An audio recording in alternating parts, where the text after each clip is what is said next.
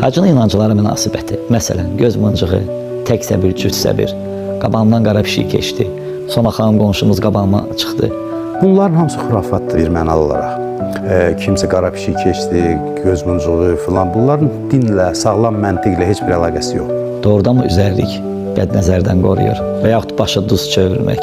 Başa duz çevirmək haqqında heç bir şey eşitməmişəm mən. Yəni dinimizdə belə bir qayda yoxdur. O insanların inancıdır sadəcə, əsası da yoxdur. Üzərliklə bağlı deyirlər ki, üzərliyin müəyyən bir xəstəliklərə xeyri ola bilər. Mən bu barədə araşdırma aparmamışam. Üzərlik qoxulamağın faydaları var deyirlər. Bəlkə də bu cəhətdən bundan istifadə olunub. Hər halda insan deyirlər ruhiyyəsinə, əhval-ruhiyyəsinə təsir göstərir. Bu barədə mən eşitmişəm, amma özüm qarşılaşmamışam. Yəni dəqiq bir araşdırma aparmamışam.